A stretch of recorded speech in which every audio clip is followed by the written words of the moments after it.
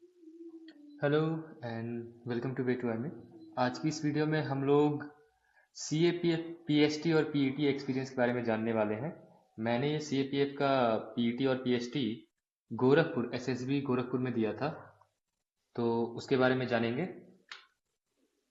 सबसे पहले स्टार्ट करते हैं भैया स्टे का। आप गोरखपुर रेलवे स्टेशन में उतरोगे तो उसके बाद आपको रुकना कहाँ पर है, तो कुछ लोग तो आप रेलवे स्टेशन के पास ही रुक सकते हैं।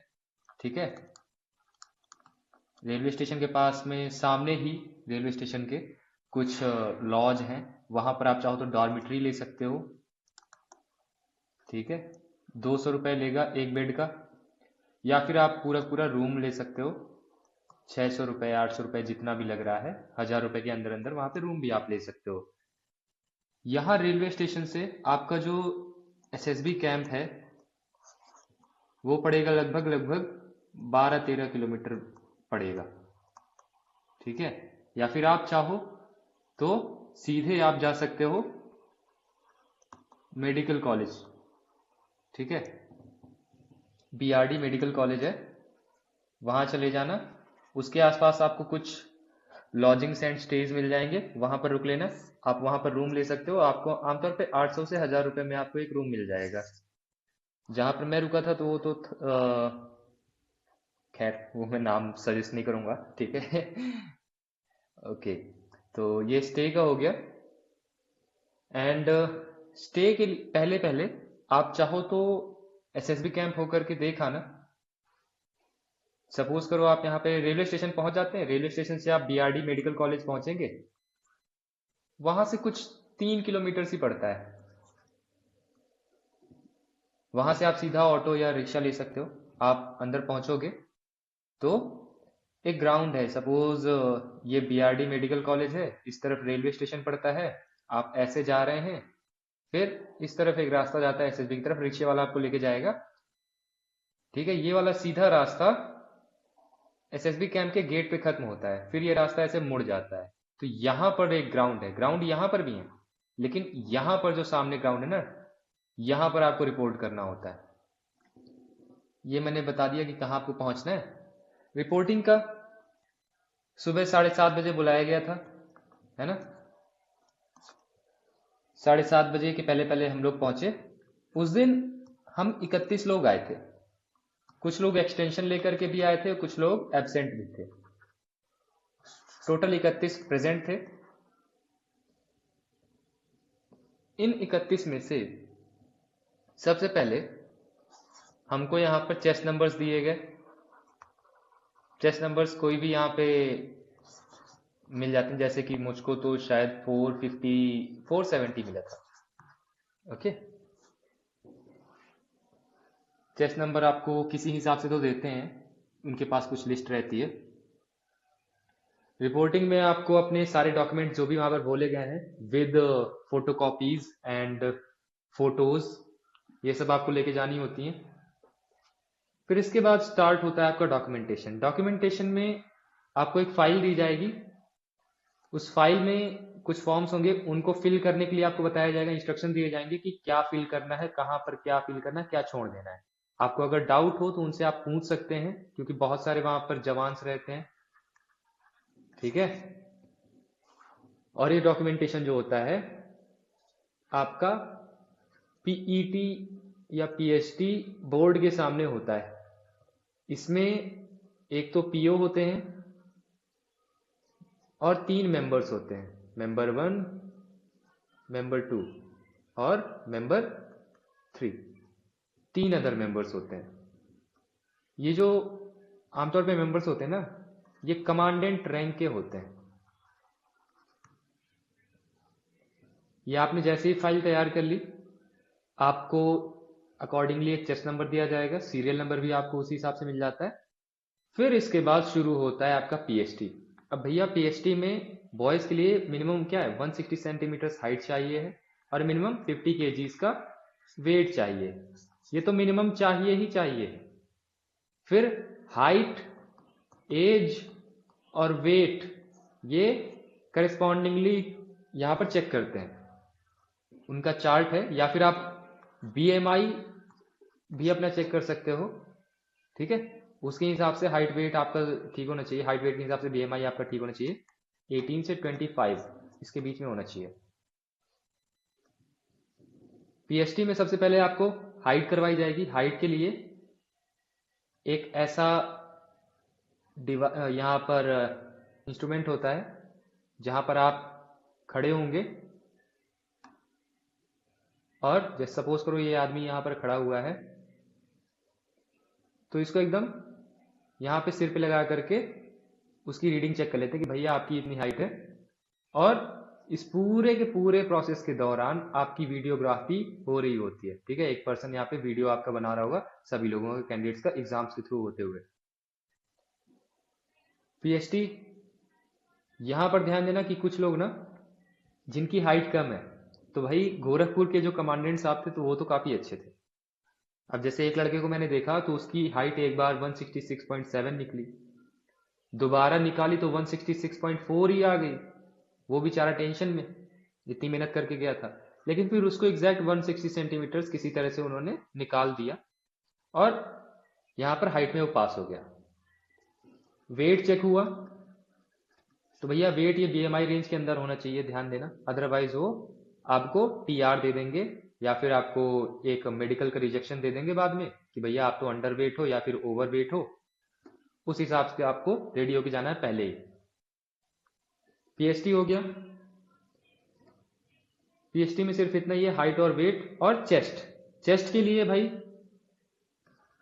मिनिमम क्या है, 82 सेंटीमीटर चाहिए प्लस 5 सेंटीमीटर एक्सपेंशन भी चाहिए।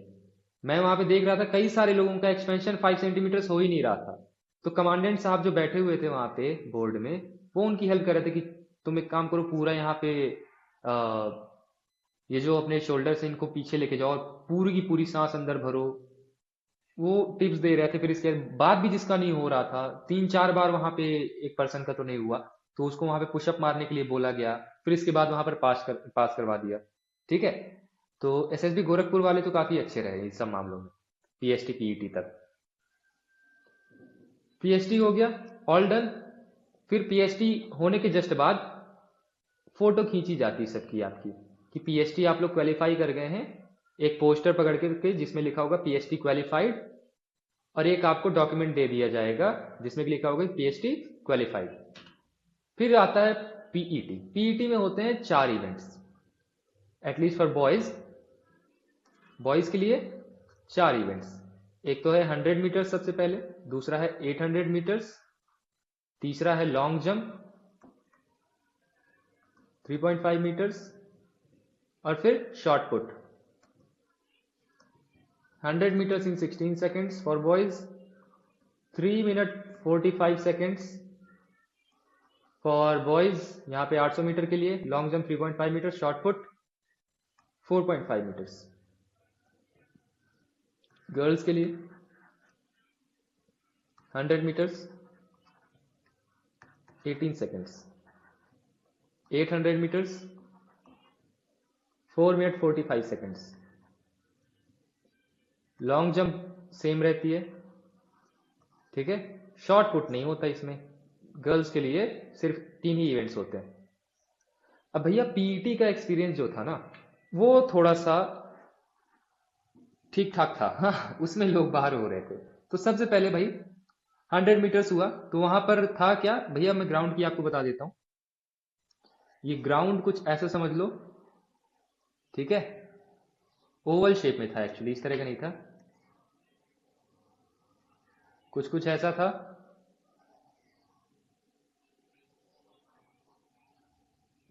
जिसमें से 100 मीटर्स के लिए यहां से लेकर के यहां तक सीधी सीधी लेन्स पड़ी हुई हैं। जैसे कि ये हो गई लेन 1, ठीक है, ये लेन 1 हो गई, यार ये ड्रॉ करते नहीं बन रहा, ठीक है। ये लेन 2 हो गई, लेन 3 हो गई, लेन 4, लेन 5, इस तरह से सबको खड़ा कर दिया। यहां पर एक पर्सन खड़ा है, यहां पर एक पर्सन खड़ा है, यहां पर एक पर्सन खड़ा है, यहां पर एक पर्सन खड़ा है। ये स्टार्टिंग लाइन है। स्टार्टिंग लाइन के पीछे से ही आपको शुरू करनी है। वीडियोग्राफी आपकी अभी भी हो रही होगी। यहां पर एक एसएसबी के कांस्टेबल थे, उन्होंने बताया उनको कि कैसे यहाँ पर कब भागना है, क्लैप की आवाज आएगी तब जाकर के आपको स्टार्ट करना है। और हर एक लेन के सामने एक कांस्टेबल यहाँ पे एंड लाइन पर, एंड पॉइंट पर स्टॉप वॉच लिए हुए खड़े थे। इधर भी यहाँ पे एक वीडियोग्राफर खड़ा हुआ था। क्लैप होता है, सभी लोग भागना स्टार्ट करते हैं और विद इन 16 सेकेंड्स, ध्यान दो, विद इन 16 सेकेंड्स होना चाहिए ये 16.01 सेकेंड भी हो रहा है ना, बाहर है, वो फेल है 100 मीटर्स में। तो इसके लिए वो बहुत ज्यादा स्ट्रिक्ट थे। तो ये जो 100 मीटर्स वाला इवेंट था, 31 लोगों में से 5 लोग बाहर हो गए। 5 ग्रुप बनवाए गए थे 6-6 के। लास्ट में 7वां एक ग्रुप 7 लोगों का था। हर एक ग्रुप से एक एक बाहर हुआ, ठीक है। 5 लोग यहां बाहर हो गए। फिर इसके बाद 800 मीटर्स होता है, तो 800 मीटर्स के लिए ऐसे लाइन पड़ी हुई थी, यहां से स्टार्टिंग करनी है और फिर ऐसे घूमते हुए 2 राउंड लगाने इसके। इस तरह से 800 मीटर्स था। 800 मीटर स्टार्ट होती है, यहां पर एक राउंड जैसे ही कंप्लीट होता है तो उसका, तो यहाँ पे टाइम नहीं बोला, बट जैसे ही 2 मिनट्स एंड 30 सेकेंड्स हो जाते हैं, 2 मिनट्स 30 सेकेंड्स हो जाते हैं, मैं यहां पर था दूसरे राउंड में, तब 2 मिनट 30 सेकेंड बोला था उन्होंने। मैं तो दूसरे नंबर पे चल रहा था, एक कोई आगे एक नंबर पे चल रहा था। फिर इसके बाद आप जैसे ही आगे आते हो, तो जैसे कि जो नंबर 1 था उसने 3 मिनट्स 4 सेकेंड में कंप्लीट करी, मैंने 3 मिनट्स 9 सेकेंड में कंप्लीट करी। तो यहां पर वो कंप्लीशन का टाइम बोल रहे थे। फिर जैसे ही 3 मिनट 30 सेकेंड हो जाते ना, 3:30 भी हो जाता है, तो यहां पर फिर सेकेंड वाइज वो बोलने लगते हैं कि 31, 32, 33, 34, इस तरह से 45 तक। 800 मीटर्स में कोई भी पर्सन फेल नहीं हुआ, सारे के सारे पास थे। ओके, तो 5 यहां पर फेल हो गए 100 मीटर्स में। फिर अगला इवेंट जो आया वो था लॉन्ग जंप का। तो लॉन्ग जंप के लिए क्या सीन था, लॉन्ग जंप में ये इतना थोड़ा सा खोद रखा है, ठीक है। यहां पर स्टार्टिंग लाइन है, यहां पर फिनिश लाइन है, और यहां पर ये सैंड पड़ी हुई है, ठीक है। यहां पर इतने में सैंड पड़ी हुई है पूरे में। आपको इस लाइन के पीछे से ही जंप करना है। अब इसके पहले आप रनअप कितनी भी आपने अलाउ कर रखा था, स्टेप्स भी काउंट कर सकते हो कि कितने काउंट कर सकते हो, कि कितने काउंट कर सकते हो, कि कितने काउंट कर सकते हो, कि कितने स्टेप्स लेकर के हो, कि कितने। फिर भी फिर भी फिर भी फिर भी फिर भी फिर भी यहां पर फिर भी मैं मैं मैं चांस में वो था खुद, तीसरा चांस में वो था मेरा, चांस में वो था मेरा, चांस में वो था मेरा, चांस में वो था मेरा, चांस में वो था मेरा, चांस में वो था मेरा, चांस में वो था मेरा। मेरी यहाँ पे जंप बहुत अच्छी आ रही थी, बट मैं बार बार यहाँ पे इस वाली लाइन पे पैर रख दे रहा था, तो उसकी वजह से फाउल हो जा रहा था। एक लड़का था जो कि यहाँ पे जंप किया, लेकिन गलती से उसका हाथ पीछे यहाँ पे आ गया, उसका भी एक फाउल हो गया। तो इस तरह की भी गलतियां फाउल मानी जाती हैं। अगर आप दौड़ते दौड़ते आ रहे हो और इस लाइन को क्रॉस नहीं किए हो तो आपका काउंट नहीं होगा, लेकिन अगर आप दौड़ते दौड़ते आ रहे हो, आपने इस लाइन को क्रॉस कर दिया, आपका वो फाउल काउंट हो जाएगा, एक चांस काउंट हो जाएगा। तो इसमें 3 लोग फेल हो गए लॉन्ग जंप में। लॉन्ग जंप में छोटे छोटी हाइट के भी लोग पास हो जा रहे थे। यहाँ पे जैसे कि एक लड़का था, उसकी एग्जैक्ट जिसकी 160 सेंटीमीटर बताई ना, वो भी पास हो गया था, ताकत लगाई उसने, दूसरे या तीसरे अटेम्प्ट में उसका भी हो गया था। खैर, लॉन्ग जंप हो गया। फिर इसके बाद सबसे इजीएस्ट वाला पार्ट आता है जो कि है शॉर्ट पुट। शॉर्ट पुट में इस तरह से यहाँ पर एक गोला बनाया हुआ है, फिर इसके बाद इस तरह से एक इस सेक्शन बनाया हुआ है, और 4.5 मीटर दूर ये लाइन खींची हुई है। यहां पर आपको खड़ा होना है, आप कहीं से भी यहां से फेंक सकते हो। बस ये जो इसका पेरीमीटर या फिर जो सर्कमफेरेंस है ना इस सर्कल का, यहां इसके बाहर नहीं जाना है, ना ही इस लाइन पे पैर टच होना चाहिए आपका सर्कमफेरेंस पे।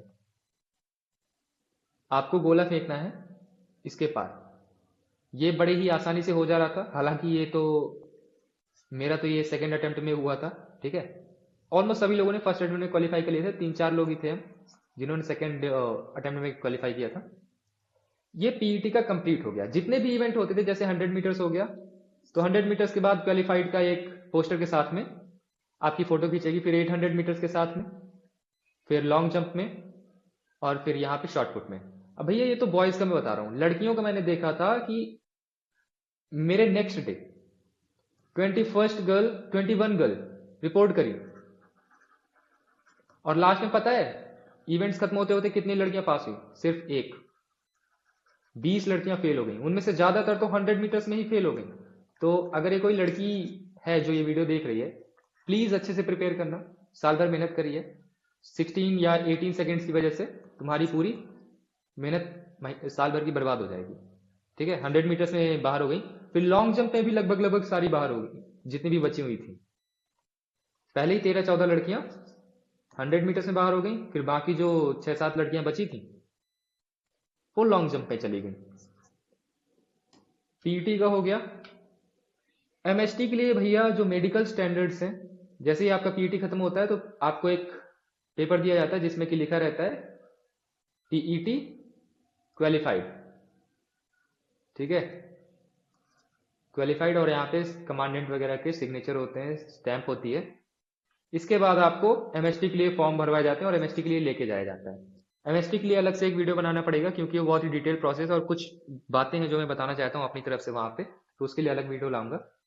तब तक के लिए